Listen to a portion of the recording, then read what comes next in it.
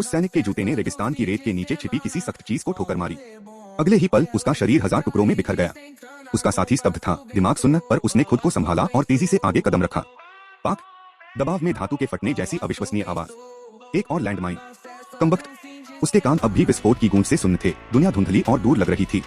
जब सुनाई देना वापस आया, उसने अपने दोस्त के बचे हुए अवशेषों को देखा और सूखे होठों से रो पड़ा। लेकिन यह दुख मनाने का समय नहीं था।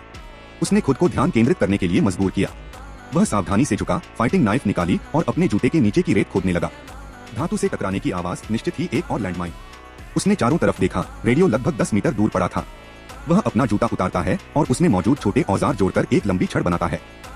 कई बार कोशिश करने के बाद उसने सारा सामान फेंक दिया।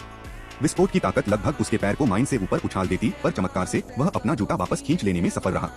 कई घंटे बाद वह अंततः मुख्यालय से संपर्क करने में सफल हुआ और स्थिति समझाई। उनका जवाब सुनकर उसकी रीढ़ तक ठंडी पड़ गई। कोई भी बल रेगिस्तान में प्रवेश नहीं कर सकता, क्योंकि अभी वहां लगातार तेज फ्लैश लड़ा रहे हैं।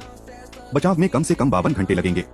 उसे 113 डिग्री तापमान में 52 घंटे तक जीवित रहना होगा। उम्मीद लगभग खत्म थी।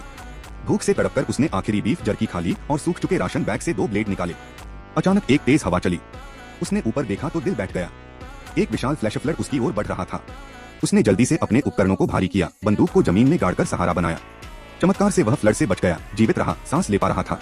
वह शुक्रगुजार था कि न पानी में बहा, न माइन उड़ी। उसके दोस्त के अवशेष हवा से उड़कर उसके पैरों के पास आ गिरे। उसी समय उसे एहसास हुआ कि रेडियो गायब है। वह उसे 30 मीटर दूर मिला, हवा से उड़ा हुआ। सारी उम्मीद मानो खाली हो गई। और बदकिस्मती यह कि उसने अपने दोस्त का राशन भी खत्म कर दिया था। वह आसमान में कई गोलियां दागकर चीखा, मदद की गुहार लगाई, पर रेगिस्तान उतना ही शांत रहा। समय बीतता। तेज धूप उसके चेहरे को झुलसा रही थी, त्वचा छिलने लगी थी। निराश होकर उसने अपना मूत्र पीने की कोशिश की, पर बदबू से उल्टी होने लगी। तभी उसने उसे देखा। एक छोटी लड़की उसकी ओर आती हुई, हाथ में पानी की बोतल लिए। उसने बोतल झपटकर पानी गटगट पी लिया। वह उसका धन्यवाद करना चाहता था, पर वह समझ नहीं पाई। लड़की ने एक खिलौना सिपाही निकाला। उसने भी अपनी जेब में एक पाया और उसे दिखाया।